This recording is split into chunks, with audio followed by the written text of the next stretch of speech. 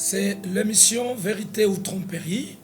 Partout où vous nous suivez, nous souhaiterons vous saluer par la meilleure salutation qui est que le Seigneur Jésus-Christ vous bénisse. C'est la continuité de l'émission Vérité ou Tromperie. Dans les soucis de faire démasquer les œuvres du diable et d'élever la vérité et la lumière dans vos cœurs. À cet instant, nous allons devoir prendre l'écriture qui va nous servir du contexte. C'est dans 1 Chronique chapitre 13. 1 Chronique chapitre 13, du verset 1er jusqu'au verset 4. Voici ce qui est écrit là-bas. 1 Chronique 13, verset 1er. Là se trouve une très belle leçon qui va nous servir des modèles. David te conseille avec le chef des milliers et des centaines, avec tous les princes. Et David dit à toute l'assemblée d'Israël, si vous le trouvez bon, et si cela vient de l'Éternel notre Dieu, envoyons de tous côtés vers nos frères qui restent dans toutes les contrées d'Israël, et aussi vers les sacrificateurs et les Lévites dans les villes où sont leurs banlieues, afin qu'ils se réunissent à nous. Verset 3. Et nous ramenons auprès de nous l'arche de notre Dieu, car nous ne nous en sommes pas occupés du temps de Saoul. Verset 4.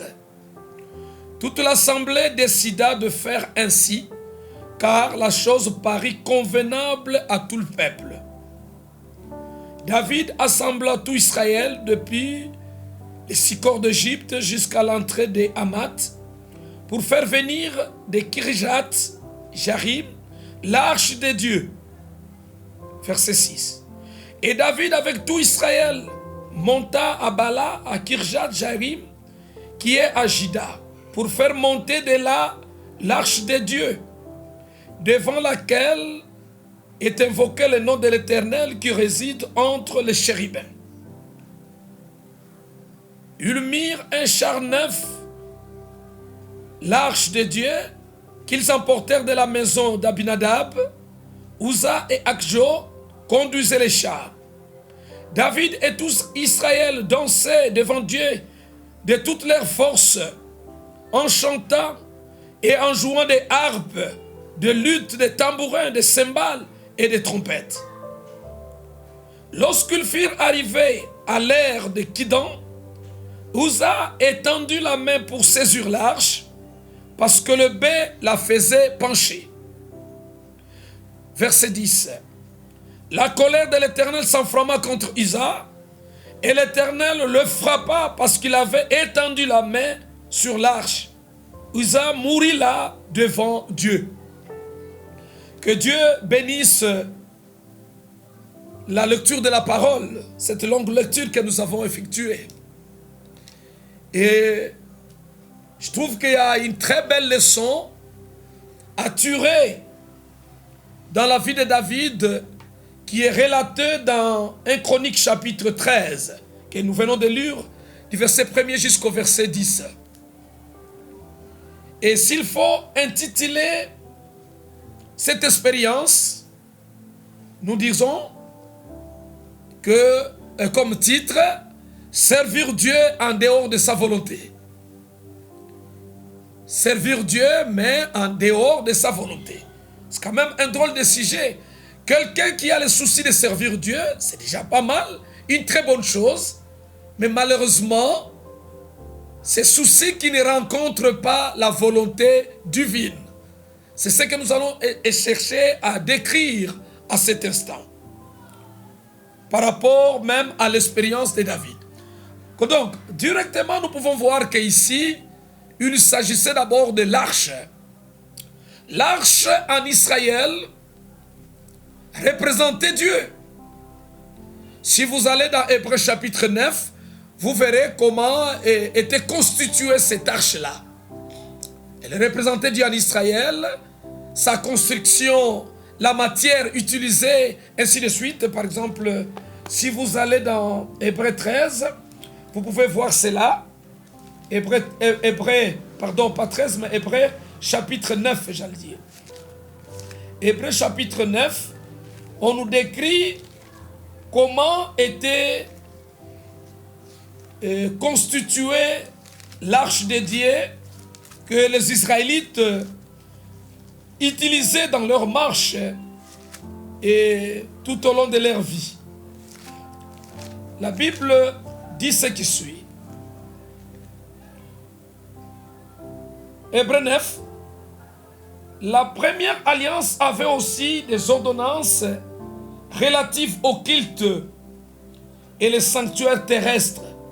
Un tabernacle fut en fait construit dans la partie antérieure appelée le lieu saint, étaient les chandeliers, la table et le pain des propositions. Derrière le second voile se trouvait la partie du tabernacle appelée le Saint des Saints, renfermant l'autel d'or pour les parfums et l'arche de l'alliance, entièrement recouverte d'or. Voilà la description de l'arche. Il y avait dans l'arche un vase d'or contenant la manne, la verge d'Aaron qui avait fleuri et des tables de l'alliance. Ainsi de suite. Là, ce n'est pas vraiment notre leçon pour aller dans le détail de chaque élément et tout cela. Mais ici, c'est notre souci, c'est de vous faire comprendre comment vous pouvez servir Dieu en accord avec sa volonté. C'est ça notre souci.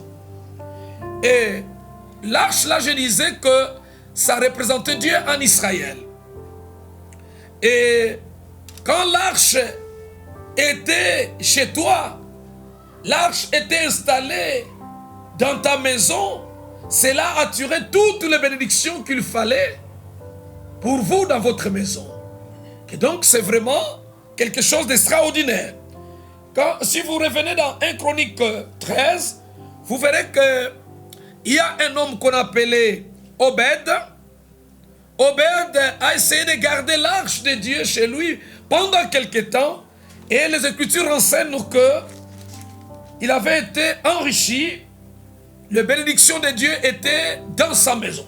C'est au verset 1 Chronique chapitre 13, au verset 14, l'Écriture dit: l'arche de Dieu resta 3 mois dans la maison d'Obed Edom. 3 mois. Dans sa maison, et l'Éternel bénit la maison d'Obed Edom et tout ce qui fit et tout ce qui lui a appartenu. Donc, l'arche, c'était la source de toute forme de bénédiction que quelqu'un pouvait désirer tirer auprès de l'Éternel. Mais là, il fallait avoir l'arche. Mais si l'arche venait auprès de vous de la mauvaise façon, elle attirait également les malédictions. Vous pouvez lire dans les Écritures, vous verrez comment les Philistins avaient été frappés parce que ils avaient récupéré l'arche d'une manière illégale, sans la bénédiction de l'Éternel. Alors, ici nous voyons les soucis de David qui voulait prendre, déplacer l'arche, le faire quitter d'un mauvais endroit pour la mettre dans un endroit approprié, un bon endroit donc. Ça c'est David. Vous savez que David, il était l'homme selon le cœur de Dieu. Et il a eu une très belle inspiration, une bonne inspiration de servir Dieu de cette façon-là, de prendre l'arche et d'aller le mettre dans un meilleur endroit. Donc le souci était noble, un très bon souci. Et maintenant, il fallait que David le fasse à la manière établie par Dieu. Voilà le problème. Il fallait qu'il le fasse selon la manière établie par Dieu lui-même. Et comme vous pouvez le constater dans les Écritures que nous avons lues, David l'a fait autrement. Il s'est organisé. Il a pris ses pensées, d'ailleurs, et en lisant 1 Chronique 13, vous pouvez voir que David a pris même des conseillers. Il a pris des conseillers, à savoir les gens qui pouvaient lui donner des conseils, comment on devait organiser cette fête, comment on devait organiser le déplacement de cette arche-là. C'est bien écrit dans les Écritures au verset 2 de 1 Chronique 13. Et David dit à toute l'assemblée d'Israël, si vous les trouvez bons, et si cela vient de l'Éternel notre Dieu, il a invoqué l'Éternel, il a parlé de Dieu de sa bouche, mais en pratique, David faisait autre chose. Il a préféré écouter les conseillers juridiques, les conseillers psychiatriques, les conseillers, tous les conseillers là, des capitaines, des généraux. Mais il avait oublié la voie tracée par Dieu. C'est-à-dire d'aller consulter le prophète majeur, le prophète de l'Éternel, qui était la bouche autorisée de Dieu pendant cette dispensation-là. Pendant cette époque-là, il y avait un prophète dans le pays. Mais David a tout fait, sauf qu'il a oublié la voie tracée par Dieu. Vous voyez, il a réuni les conseils. Ils l'ont conseillé, non, ça serait très bien. Et qu'est-ce que David avait fait pour aller droit au but? Nous lisons que David avait pris quoi? Un char neuf. Ça, c'est au verset 7. Ils mirent sur un char neuf l'arche, ouais, de Dieu, qu'ils emportèrent de la maison d'Abinadab. L'arche. Ils prirent un char. Vous voyez? Ils ont pris un cheval, ils mettent un chariot, et sans doute que c'était un cheval costaud, en bonne santé. Un char d'ailleurs, c'est bien écrit, un char neuf. David, comme il était roi, il ne pouvait pas prendre n'importe quoi, n'importe quel char pour mettre l'arche de l'Éternel. Donc tout ça, c'était une très bonne organisation. Tout ça, les soucis étaient bons, mais il fallait les faire à la manière de Dieu. Regardez-moi cela. C'est comme cela que cette leçon doit te servir de modèle, mon frère, ma soeur, croyant. Parce que dans Romains, chapitre 15, voici ce qui est écrit là-bas. Voici ce qui est écrit dans Romains, chapitre 15, je crois, verset 3-4. L'Écriture le dit clairement. Voici ce que l'Écriture enseigne.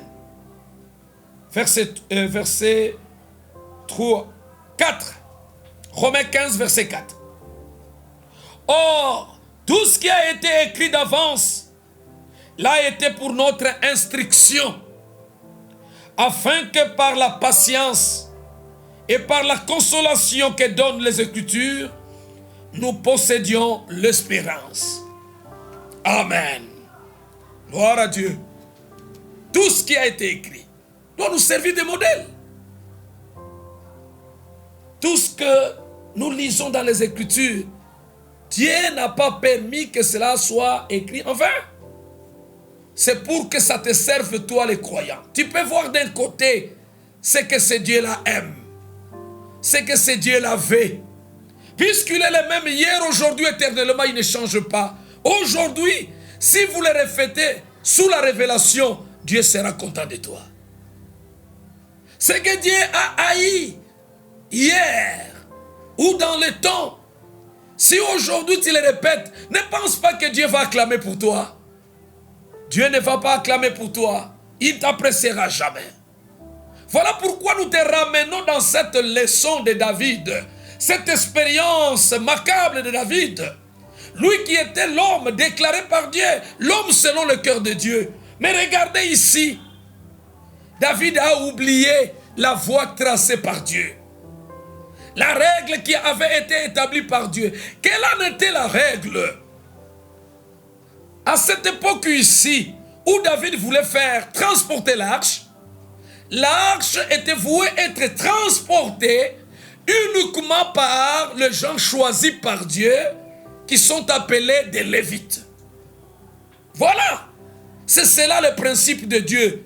Dans la parole, il y a des principes. Et ces principes-là font partie de la parole de Dieu parce que ce sont des principes qui sont sortis de la bouche de l'Éternel Dieu lui-même.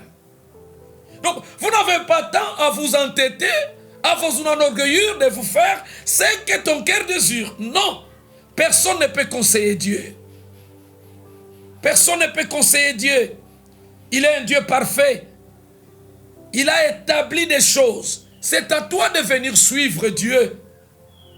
Mais aujourd'hui, dans les églises, dans les chefs de prédicateurs, dans les communautés religieuses, en tout cas, ce que nous constatons, c'est comme les gens ont envie de plier Dieu, c'est-à-dire de leur suivre, c'est-à-dire d'obéir à ce qu'ils font. En tout cas, ça, c'est très grave. Et quand vous bafouez l'autorité divine, l'autorité de la parole de Dieu, vous vous en tirez des problèmes avec Dieu lui-même. Parce que tout a été déjà réglementé dans les Écritures. Donc, il revient à vous de vous humilier, d'écouter la révélation de la parole, afin de vous accorder à la volonté parfaite de Dieu. Sinon alors, vous servez Dieu, mais en dehors de sa volonté. Donc Dieu n'est pas content de toi. Dieu n'est pas content de toi. Tes sacrifices ne peuvent pas corrompre Dieu. Dieu est incorruptible. Tu ne peux pas corrompre Dieu. Ce que tu dois faire, c'est de revenir. C'est de prendre la manière tracée par Dieu. Voilà ici. L'arche devait être transportée uniquement par le Lévite. Des hommes qualifiés par Dieu lui-même. Mais maintenant David, roi de son état, il s'est permis de changer cela. David a modifié le principe tracé par Dieu. Et nous voyons dans les Écritures que Dieu n'était jamais content de cela. Il a mis les chars neufs. Ok? On a placé l'arche. Eh bien, Dieu est venu. Sous la colère. Il a frappé un de garde qui protégeait d'ailleurs l'arche. Humainement parlant, Uza, ce qu'il faisait était bien, était bon. Il devait être apprécié parce que l'arche avait tendance à tomber. Malgré qu'elle était bien sécurisée, mais la puissance de Dieu était descendue en scène pour montrer à ces adorateurs-là qui étaient dans la joie, qui se réjouissaient avec des tambours et des danses. Nous l'avons lu. Il y avait des danses, il y avait des alléluia, il y avait des cris de joie, il y avait des amen, mais Dieu n'était pas là. Alléluia. Dieu n'était pas là. Et je vous dis, mes bien-aimés, vous qui nous suivez à cet instant, c'est une grâce particulière. C'est ce qui se passe exactement dans nos communautés religieuses aujourd'hui. C'est ce qui se passe exactement dans ces églises-là où on a lu la Bible, où on lit les brochures, mais Dieu n'est pas là. Dieu n'est pas content parce qu'il y a des ajoutes dans ce que les gens font. Il y a des retranchements. Il y a la modification de la parole. Dieu ne peut pas être content. Dieu ne sera que content lorsque vous le servez selon la volonté de la parole révélée. Et il n'y en a pas plusieurs. Où aujourd'hui, chaque leader fait l'effort de fabriquer sa révélation parce qu'il veut être vu. Il veut être connu. Mais ça c'est dangereux. C'est très dangereux. Dieu tient sa parole. Il est le Dieu qui est lié seulement à sa parole. C'est le moment de chercher à servir Dieu selon sa volonté. Regardez, Uza qui tenait à protéger l'arche qui voulait tomber, Dieu est sorti de l'éternité. Il est descendu pour le frapper. Uza trouva la mort sur place. Ceci doit nous interpeller, nous les croyants. Ceci doit nous ramener en ordre de la parole. Uza a trouvé la mort. Pourquoi? Parce que l'arche n'était nullement transportée par le Lévite. Ça, c'est de un. De deux, David n'avait jamais consulté au moment opportun l'homme qui avait qualité, qui était le prophète Nathan. Vous voyez mes bien-aimés frères? Donc, des graves erreurs de David ont coûté la mort d'un homme, alors que la vie de l'homme est sacrée. Ça a coûté. On peut minimiser ça, ça fait quoi? Si on prend l'arche, on les transporte par un char neuf. Et si on prend l'arche, on les transporte par des hommes, comme des Lévites. La différence se trouve à quel niveau? Le résultat n'est que l'arche arrive à la destination. Ça, c'est la façon de réfléchir de l'homme. Au moins, je cherche seulement les résultats. Non, ce n'est pas seulement les résultats qui comptent. Mais Dieu voudrait voir son autorité être respectée, honorée. Vous voyez? Donc,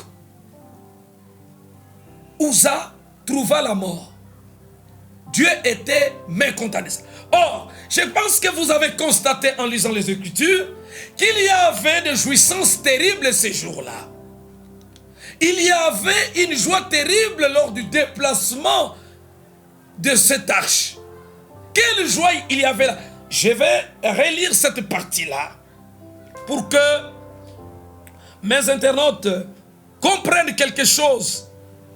Que le ciel c'est une réalité. Ne vous amusez pas.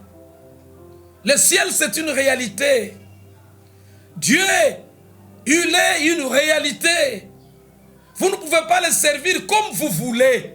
Vous vous réveillez matin. Oh non, moi, j'ai donné des dîmes, j'ai payé les offrandes, donc ça suffit. Je peux rester à la maison. Je peux faire ceci. Non, non, non, non, non. Revenez à la parole. Cherche à savoir la volonté parfaite de Dieu par rapport à ce que tu veux faire. Tu veux te marier? Toi qui es fils de Dieu, fille de Dieu? Non, mais tu ne vas pas dire que parce que j'ai mon argent, je vais me marier comme je veux. Absolument non. Eh bien, si on ne t'a jamais prêché cela, mais profitez du moins à cette occasion. Tu ne peux pas te marier comme tu veux.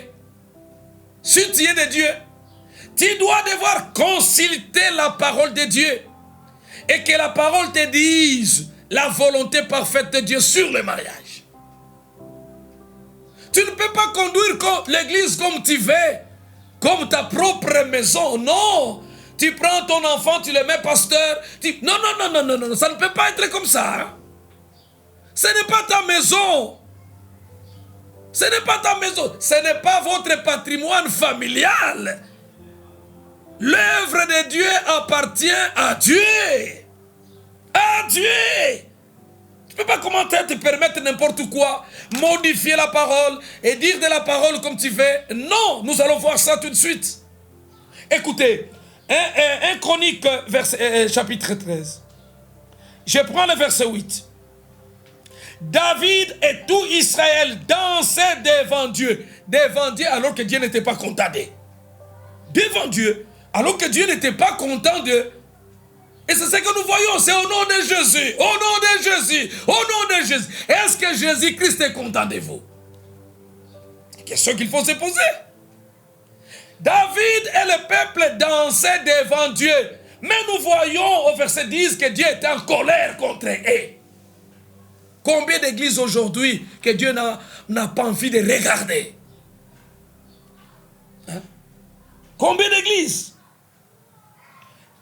Ils dansaient devant Dieu de toute leur force, en chantant et en jouant des harpes, de luth, des tambourins, de cymbales et de trompettes. Peut-être que vous n'avez même pas de tels instruments. Quelle joie! Quelle fête! Mais Dieu n'était pas là. Dieu n'était pas là. Dieu n'était pas d'accord avec eux. Mais que Dieu nous aide, hein? Surtout nos églises d'aujourd'hui. Dieu m'a parlé, le prédicateur. Dieu t'a parlé, il t'a parlé comment? Et quand vous vérifiez ce que Dieu lui a dit là, avec la parole écrite, nord-sud. Ça, c'est quel Dieu? Heureusement qu'il y a plusieurs dieux, parce qu'il y a des faux dieux aussi. Hein. Vous savez, dans ces temps, il y a des dieux qui se marient. Hein. Vous voyez, Nzambe Nabiso, et le Dieu reste à 50 km, à 100 km avec sa femme. Bon, et heureusement qu'il y a des faux dieux aussi. C'est normal que vous puissiez le dire ainsi. Aujourd'hui, vous verrez un Dieu qui est fiancé. Hein? Dieu attend le mariage. Et on l'encadre dans les fiançailles. Je ne sais pas qui peut encadrer Dieu dans les fiançailles. Parce que vous finirez par entendre qu'il s'était marié. C'est ça, c'est ça. C'est normal qu'on arrive à ce niveau-là parce que la perversion est tellement trop grande. C'est tout à fait normal. Donc, je voulais attirer votre attention qu'ici David dansait avec le peuple d'Israël, avec l'église, avec l'assemblée de toutes leurs forces, mais Dieu n'était pas dans la chose. Pourquoi? Il servait Dieu, mais en dehors de sa volonté. Je t'interpelle. Toi qui sais dire être fils de Dieu, fille de Dieu, est-ce que tu sers Dieu selon sa volonté? C'est ça la question la plus importante de la vie chrétienne même. Aller à l'église, c'est une chose, c'est une bonne chose. Prier, c'est une bonne chose. Mais est-ce que vous le servez selon sa volonté parfaite? C'est ça la question qu'il faut répondre individuellement. Ici, David, son culte n'était pas agréable à Dieu. Dieu l'avait rejeté. Ça a provoqué la mort d'un homme, Uza. Et on voit aujourd'hui beaucoup des églises, beaucoup de gens qui servent Dieu, zélés, courageux, mais en dehors de la volonté parfaite de Dieu. On peut citer quelques cas. L'entêtement que vous manifestez pour briser les Écritures, briser les messages, ne veut pas dire que Dieu va se plier à vous. Non. Quand vous permettez les femmes de prêcher, quand une femme prêche, elle a des démons. Vous permettez les femmes de prendre la Bible et de prêcher, de faire même les diaconats là. Ce n'est pas les Écritures. Mais on voit les hommes de Dieu, les soi-disant hommes de Dieu, pasteurs, prédicateurs, évangélistes, passer dans les médias, dire, moi je les autorise de prêcher. Que leur sang vienne sur moi. Apprenti sorcier. Ce n'est pas de ta faute. Tu es perverti depuis ta naissance. Sinon tu allais avoir une crainte respectueuse pour ne fût-ce qu'oser de dire ça, parce que l'Écriture le dit clairement dans 1 Timothée chapitre 2. 1 Timothée chapitre 2. Mais c'est le Saint-Esprit qui parle. C'est le Saint-Esprit qui l'a dit. Si toi tu es de Dieu, tu dois écouter ce que Dieu a dit. Mais comment tu peux te permettre, audacieux, de résister à l'Écriture? Je disais 1 Timothée 2, verset 11. Que la femme écoute l'instruction en silence, avec une entière soumission. Je ne permets pas à la femme d'enseigner, ni de prendre de l'autorité sur l'homme, mais elle doit demeurer dans le silence. Amen. C'est écrit. Et voilà, les apprentis sorciers, les autodidactes disent, c'était des femmes qui faisaient beaucoup de bruit à l'église. C'est écrit où? Toi, tu as lu ça où? Ça, c'est ta philosophie qui te dit ça? Et si les femmes ont des bouches pour parler, et les hommes ont quoi alors? Les hommes ne peuvent pas aussi faire des bruits. Les hommes aussi peuvent déranger, peuvent aussi faire des bruits. Mais ici, il ne s'agit pas des problèmes que les femmes faisaient de bruit à l'église. Ce n'est pas ce contexte-là. Mais la raison est stipulée au verset 13. La raison a été soulevée. Ah! Vous parlez, les apprentis sorciers disent que parce qu'ils faisaient des bruits à l'église. Ce n'est pas ça. Ce n'était pas ça la motivation. Les problèmes ici, Paul, qui était conduit par le Saint-Esprit, le vrai Saint-Esprit alors, le vrai Saint-Esprit parce que nous voyons comment ils ont collaboré avec des pierres en harmonie. Mais aujourd'hui, ce n'est pas ce qu'on voit. La raison est soulevée au verset 13. Qu'est-ce qu'il est dit là-bas? Car Adam a été formé le premier, Ève ensuite. Et ce n'est pas Adam qui a été séduit, c'est la femme qui séduite s'est rendue coupable de transgression. Elle sera néanmoins sauvée en devenant mère, si elle persévère avec modestie dans la foi, dans la charité et dans la sainteté. Alléluia. Voilà la vérité. La raison pour laquelle on empêche la femme de ne pas prêcher, elle relève, elle émane du jardin d'Éden. Non pas que les bruits ou les femmes ne sont pas intelligentes, ce n'est pas ça. Il y a des femmes qui sont pétillantes et très intelligentes. Il y en a sur la terre qui peuvent aussi bien prêcher la Bible. Mais tel n'est pas le problème. Le problème de Dieu, c'est en souvenance de ce qui s'est passé au jardin d'Éden. Même si cela a été corrigé plus tard, mais en souvenance de cela, alléluia, Dieu ne veut pas voir qu'une femme prenne la Bible et commence à prêcher la parole. Non. Toutes les raisons que vous allez ajouter là-dessus, ça vient du malin, ça vient du diable. C'est en souvenance. Parce que le péché est passé par elle premièrement.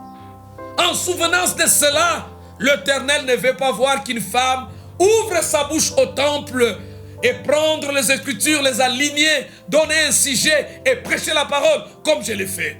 Ne confondez pas avec la prophétie. Parce que les apprentis sorciers, ils ont toujours tendance à mélanger les choses. La prophétie, c'est autre chose.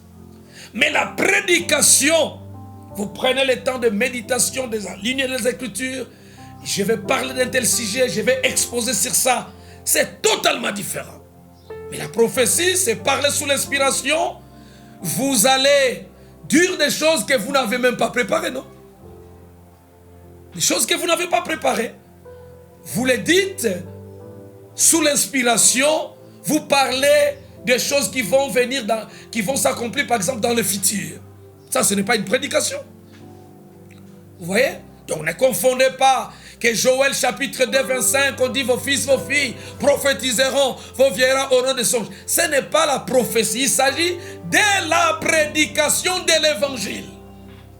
La femme n'est pas autorisée à le faire. Mais nous avons toujours des voyous, pasteurs, prédicateurs, qui s'entêtent. Moi, j'ordonne. Voilà des gens comme ça. J'ordonne, allez vous marier avec les blancs, vous qui êtes les noirs. C'est du voyoutisme. C'est du voyoutisme. Quand quelqu'un n'a pas le baptême du Saint-Esprit, il n'a qu'un nouveau esprit, eh bien il peut se permettre de faire n'importe quoi. C'est ça, quand on a un nouveau esprit, mais qu'on n'a pas le baptême du Saint-Esprit. Et avec un nouveau esprit, vous pouvez prier pour les malades seront guéris. Vous pouvez même ressusciter un mort. Ça, ce n'est pas vraiment le plus grand miracle. Parce que le plus grand miracle, c'est qu'une personne pécheresse qui se convertit. Qui se convertit, qui accepte, qui croit à la parole de son jour. C'est ça, le plus grand miracle. Quelqu'un qui reconnaît la volonté parfaite de Dieu et qui se soumet à cela. C'est ça le plus grand miracle. C'est ça le plus. Parce que tous ces mondes-là dont nous prions pour eux, ils finissent toujours par tomber encore malades, non? Ils finissent toujours par tomber encore malades. Et c'est comme Lazare, il était ressuscité, mais il est où? Il est dans quelle commune maintenant, Kinshasa? Lazare. Il vit dans quelle ville dans le continent du monde, Lazare? Mais il était ressuscité, il pourrissait, ça faisait 3 jours. Quel grand miracle! Il est sorti de la tombe. Mais Lazare, il est de nouveau rentré encore. Que donc, Dieu permet seulement les miracles comme un appât pour attirer la semence prédestinée vers lui. Aujourd'hui, les prédicateurs s'en tirent des gloires, des miracles. Moi, j'ai guéri les gens à Kayemba, j'ai guéri les gens à Madagascar. Mais ce n'est pas toi qui guéris, monsieur. Écoutez, ce n'est pas toi qui guéris. Parce que si on vérifie bien, parfois toi-même tu es aussi malade. Il y a des morts dans ta famille. Ce n'est pas toi qui ressuscite. C'est l'Éternel Dieu lui-même souverainement qui guérit, qui ressuscite les morts ou les malades. Voilà la vérité. Que donc, c'est le temps de servir Dieu selon sa volonté. Le temps est arrivé où vous devez être capable de vérifier là où vous allez prier. Est-ce qu'on vous communique la volonté parfaite de Dieu ou alors on vous communique des hérésies, les hérésies religieuses. Hein? Le temps est venu. C'est comme cela que l'émission Vérité ou Tromperie a été mis pour toi là, pour que ça t'aide. Parce que ce que nous voyons aujourd'hui dans les églises, dans la communauté religieuse, c'est vraiment la mort. C'est vraiment Ichabod. Ichabod, vraiment. Le temps est venu. Le modèle est là. David, il avait le souci de servir Dieu. Comme toi, tu peux avoir le souci de servir Dieu. Mais ne peux-tu pas t'arrêter aujourd'hui pour vérifier si vous le servez conformément à sa volonté parfaite ou tu le sers à ta manière. Si tu le sers à ta manière, alors veuillez stopper maintenant. Veuillez stopper pour que tu le fasses à la manière de Dieu.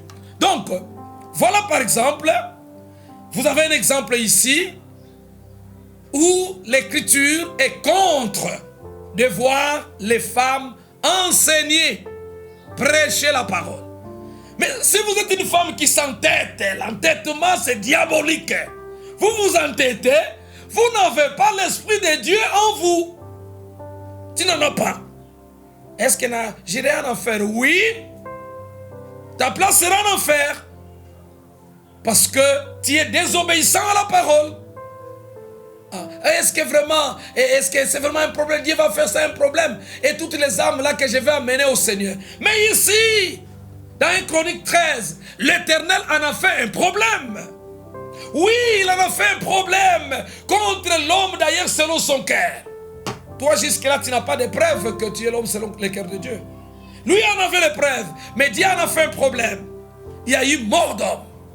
Uza était décédé sur place parce qu'à cause d'une petite modification, l'arche qu'on a transportée par un char neuf, en lieu et place de Lévite. Et c'est ce que tu fais aujourd'hui. Ça montre que tu as des problèmes avec Dieu lui-même. C'est très important. Donc, tu dois te réveiller. Dieu est contre cela. Je peux t'ajouter l'écriture dans 1 Corinthiens chapitre 14 par rapport à la prédication de la femme.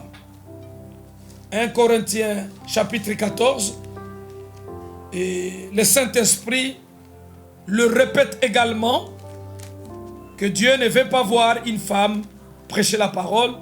Quand les femmes le font, elles servent Dieu, mais en dehors de la volonté de Dieu. 1 Corinthiens chapitre 14, le verset 32.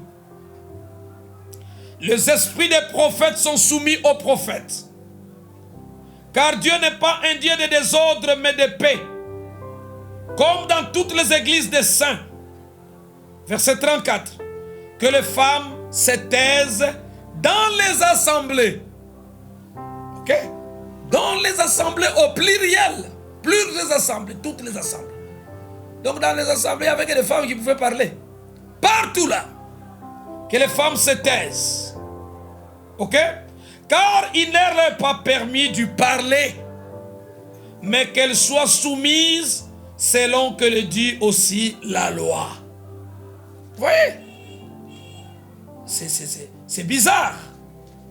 Il y a des gens qui discutent avec ces écritures ici. Oh non, nous dans notre communauté, ce n'est pas un problème. C'est un problème. Ici, il ne s'agit pas de problème de la communauté. C'est un problème de la parole éternelle du Dieu vivant. C'est Dieu qui parle, tu dois te taire. S'ils veulent s'instruire sur quelque chose, qu'elles interrogent leur mari à la maison. Car il est malséant à une femme de parler dans l'église. Ok? Malséant. Comme l'esprit de l'homme est toujours têtu, ferait d'autres dire, oh non, mais s'il n'est pas marié. Mais s'il n'est pas marié, qu'elle aille poser des questions à son pasteur. Parce que le pasteur a été établi là pour ça. Mais pour Dieu, elle ne veut pas voir qu'une femme se mette là-bas en train de prêcher. Dieu est contre cela. Que ceux qui sont de Dieu disent Amen à la parole. Donc, le temps est arrivé où la semence de Satan et la semence de Dieu se dessinent pleinement. La semence de Satan est têtue à la parole. Têtue, très têtue. Il peut être porteur de la Bible, mais il n'obéit pas à ce que l'Écriture dit. Il veut les bénédictions, mais il ne veut pas avoir les donateurs dans sa vie. C'est ça le problème d'aujourd'hui. Mais je vous ai dit que quand l'arche était dans la maison d'Obed, l'arche a apporté les bénédictions. Mais commencez à placer l'arche dans votre maison. Votre corps humain, c'est le temple de Dieu. Commencez à placer l'arche dans votre cœur. L'arche qui est la parole de Dieu. Placez la parole en première position. Vous cherchez les bénédictions, c'est bien. Mais faites comme Obed. Lui a pris l'arche. Il a installé l'arche chez lui à la maison. Prenez l'arche qui est la parole de Dieu. Mettez-la en première position dans ta vie. Mais aujourd'hui, ce qu'on voit, c'est le contraire. Les gens veulent la bénédiction, mais ils ne veulent pas voir le donateur, qui est Dieu lui-même, Elohim, Dieu lui-même. Ils ne veulent pas les voir. Qu'ils puissent occuper la première place dans le cœur. Non, ça, on ne veut pas voir. On veut un Jésus-Christ qui est sauveur. Mais on ne veut pas voir un Jésus-Christ qui est Seigneur. Or, le Seigneur doit avoir l'autorité sur toi. Ta façon de t'habiller doit répondre aux ordres du Seigneur. Ta façon de faire les choses doit répondre aux ordres du Seigneur. Le Seigneur, c'est la parole. Mais les gens aujourd'hui, ils ne font que parler de bénédictions, des bénédictions, des bénédictions, mais ils sont loin. Ils ne veulent pas les donateurs lui-même en place, qu'il soit en place. Que donc, le temps est venu où chacun doit s'examiner lui-même, où chacun des serviteurs, chacune des églises doit stopper un peu sa marche pour voir s'il servent Dieu selon sa volonté ou en dehors de sa volonté. Mais je vous assure qu'aujourd'hui, la plupart des églises, la plupart des serviteurs, la plupart des prédicateurs, la plupart des croyants, ils servent Dieu en dehors de sa volonté. Ils ne connaissent pas la volonté parfaite de Dieu pour aujourd'hui. Ils ne savent pas qu'il y a un message que Dieu a envoyé selon Apocalypse 10, le verset 7. Ils ne savent pas cela. Vous voyez? Chacun veut être leader de sa manière. C'est ce qui l'intéresse. Voilà, mes frères bien-aimés. Nous vous invitons à nous suivre de près pour que, à travers l'émission Vérité ou Tromperie, que vous puissiez dénicher, découvrir la volonté parfaite de Dieu dans cette génération. C'est très capital. Parce qu'on ne peut pas le faire dans une seule mission. Donc, l'invitation est lancée de nous suivre régulièrement à tout moment. Vous allez découvrir les grands secrets de la parole de Dieu dans ces temps. Parce que la tromperie est déjà en marche, comme vous pouvez le constater. Vous savez, au temps de Jésus, quand Jésus était sur la terre ici, les églises ne connaissaient pas qui était Jésus, vous savez. Le rabbin, les anciens, les conducteurs religieux ne connaissaient même pas l'identité exacte de Jésus-Christ. Mais ça c'est sérieux, ça doit t'interpeller. Ils ne connaissaient pas l'identité exacte du Seigneur Jésus-Christ. C'est crié. Mais ils étaient assidus au temple, mais ne connaissant pas l'identité de Jésus-Christ. Très important. Mais Satan le diable, c'est lui qui connaissait quelque chose. Les hommes religieux, les conducteurs disaient, Jésus, il est Belzébul, hein, un fils de malin, un fils bâtard, ainsi de suite. Mais quand les démoniaques qui étaient, les esprits mauvais qui étaient dans un fou, ont rencontré Jésus en chemin, ils ont dit, toi Jésus, toi le Fils du Dieu vivant, qu'as-tu entre toi et nous? Est-ce que le temps est venu pour que tu puisses nous perdre? Mais là-bas à l'église, on injuriait Jésus Belzéboul. Donc vous comprenez que le Jésus qu'on exalte aujourd'hui dans les églises, ce n'est pas le vrai Jésus. Ce n'est pas le vrai Jésus. Parce que les mêmes causes produisent les mêmes effets. Pourquoi aujourd'hui Jésus est tellement aimé, mais à l'époque il n'était pas aimé? Donc il y a un problème. C'est comme ça que je vous dis que beaucoup de gens, ils servent Satan sans le savoir.